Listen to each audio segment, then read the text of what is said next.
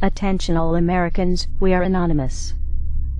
In early December of 2012, a crazy person in Connecticut went to a school and killed 20 school children and a number of adults.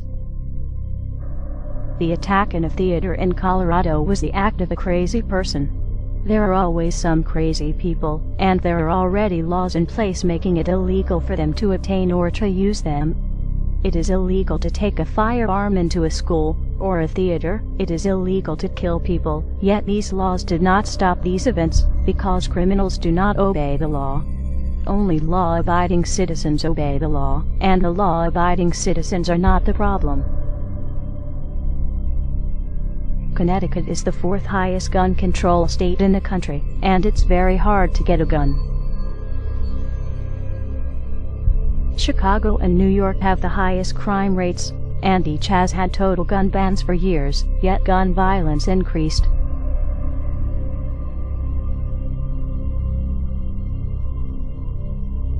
Mexico has a total gun ban for all citizens, but in the last 3 years, more than 55,000 people have been killed by guns, because only the drug cartels and criminal government have them.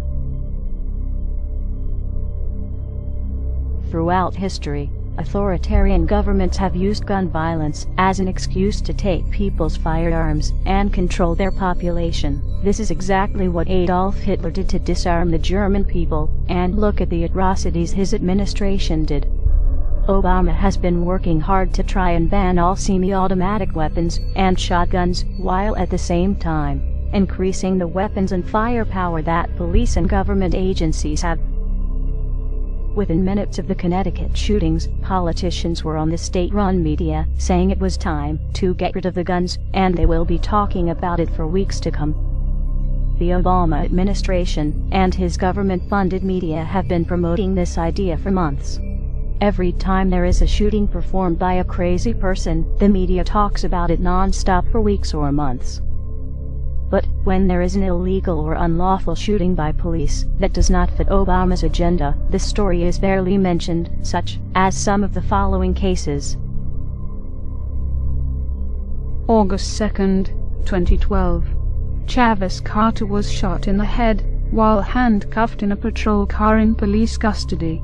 Police claim he hid the gun and shot himself, even though he already told his girlfriend they would go to a movie when he got out.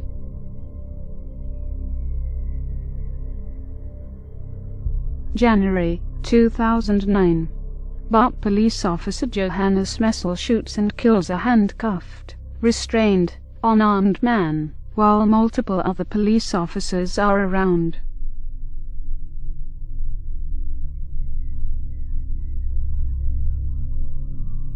August 2012. A man at the Empire State Building has killed a co-worker, and the police showed up and unleashed a hail of gunfire at the man, killing him, and the police bullets also injured many pedestrians.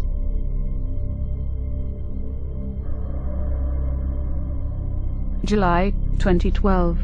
Some protesters demand answers from police about why they shot a man in the back. The police responded on the crowd of protesters that had many children under the age of 10, with rubber bullets and attack dogs.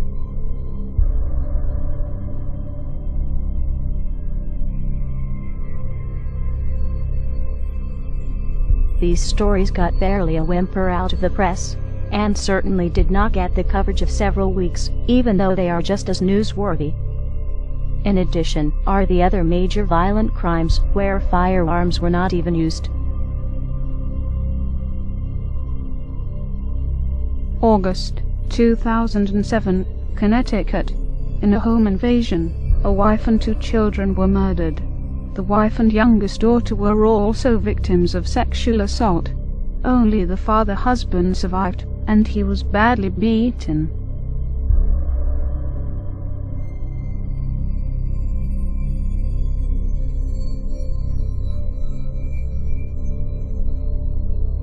October 2012.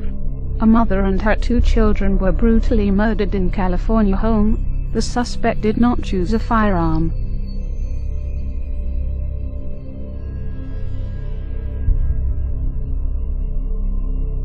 October 2012.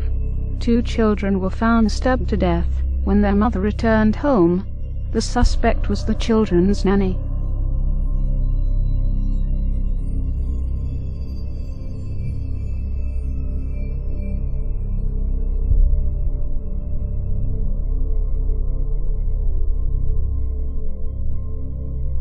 September 2012. Siblings' throat slit by intruder.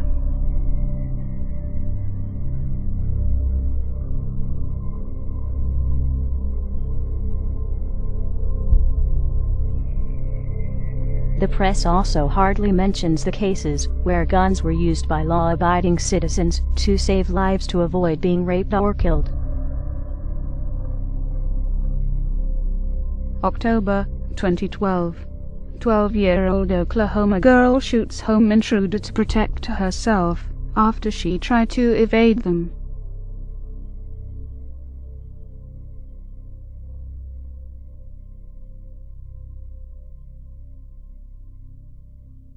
January 2012.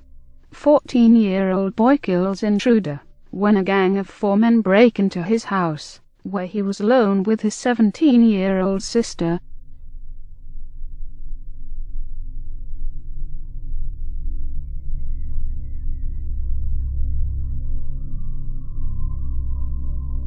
Many would have you believe that guns are the cause of violence, but that is like saying fat people are obese because they have forks and spoons. It is caused by the person that commits the acts, not the instrument they used. If guns were the cause of the violence, then the police would be committing more violence with guns and would need disarmed instead of being more heavily armed. And the military and National Guard should never be used to perform law enforcement duties. Other Anons and many other people, including Alex Jones and many others, have provided lots of evidence over the years to these facts. It has been known, predicted by many for several months, and in some cases years, that Mr. Obama's intentions are to confiscate all firearms, or at least as much as he can, to make it easier to usher in a fascist police state, to establish a one-world government, and under a one-world currency system. It was a tragedy in Connecticut, where the school children were murdered by a crazy person, and, as we have demonstrated in this video, there are countless cases where the press did not report on it as much, because it was not on a political agenda. How dare Mr. Obama soil their memories, and who they were, and are, by using this and other events for his own purpose. Guns have been used to save lives, and could have been used to save other people. Mr. Obama would have you believe that guns are the cause of these crimes that CNN, Fox, and the rest of mainstream media talk about so much, but it is hardly mentioned when the crimes are committed by authorities that are ever increasingly armed. Mr. Obama will tell you he needs to get guns out of the hands of criminals, but he will be taking them out of the hands of law-abiding citizens, while the criminals will still have them, and will have other means of inflicting harm. The law-abiding citizen will be helpless. Those that were saved by guns will become victims. And those that could have been saved by guns will have that history repeated, as others end up raped and murdered.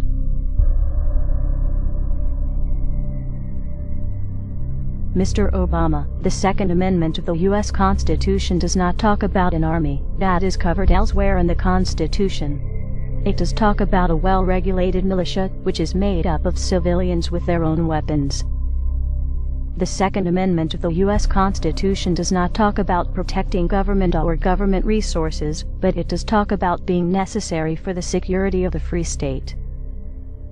The Second Amendment of the U.S. Constitution does not say a single word about hunting or sport, but it does say, "The people's right to keep and bear arms shall not be infringed."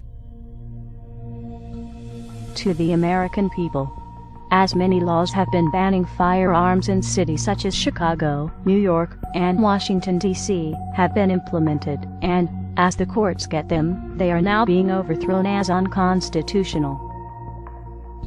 Even if they were not ruled on, they are an infringement to your Second Amendment rights, and you have no obligation to obey it, and the courts have no obligation to enforce it.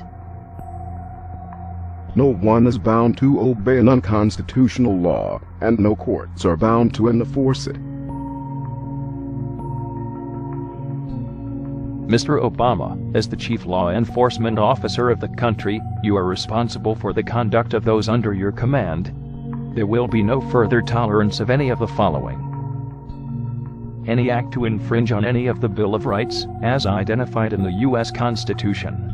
Any act to seize or locate any firearms or ammunition. Any act to control the ownership of firearms or ammunition. Any act to control the manufacturing or sales of firearms or ammunition. Any act to document ownership, purchases, or attempts to purchase firearms or ammunition.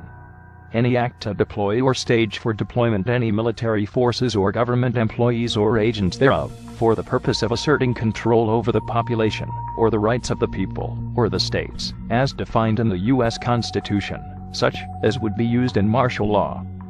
Any act to write, form, negotiate, enter into, or comply with any international treaty that would or could do any of the points mentioned previously.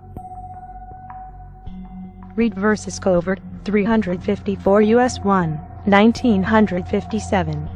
Treaties do not confer powers not authorized by Constitution.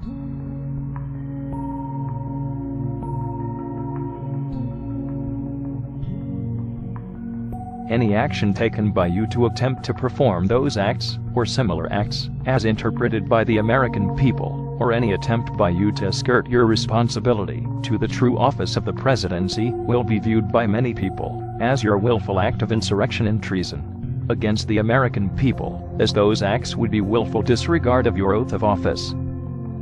Any further attempt by you, your administration, law enforcement, or those under authority of the presidency to perform or assist in performance with any body attempting such acts, will be viewed by many people as your willful act of insurrection and treason against the American people, as those acts would be willful disregard of your oath of office. Any further attempt by you, your administration, law enforcement, or those under authority of the presidency to do any of those acts mentioned, or anything similar, will be viewed by many people as your willful act of insurrection and treason against the American people, as those acts would be willful disregard of your oath of office. Upon such acts, it is the responsibility of the Vice President and Cabinet members to immediately exercise their authority under the 25th Amendment of the U.S. Constitution to remove you from office. Failure of such act may be viewed as an act of insurrection and treason by the Vice President and Cabinet members, as such failure would be willful disregard of each of their oath of office.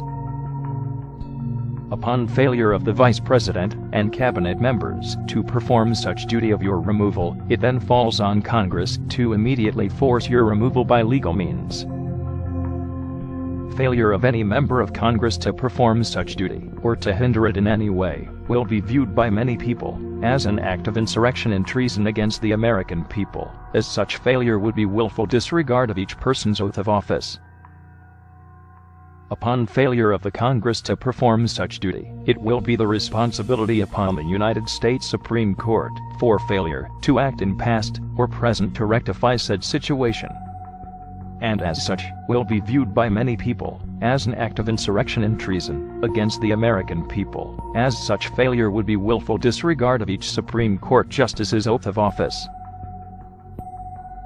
Upon failure of all the aforementioned bodies to perform such duty, it will be the authority and duty of any and all members of the United States Armed Forces to remove the President, Vice President, Cabinet members, and members of Congress, and the U.S. Supreme Court justices from power by military force.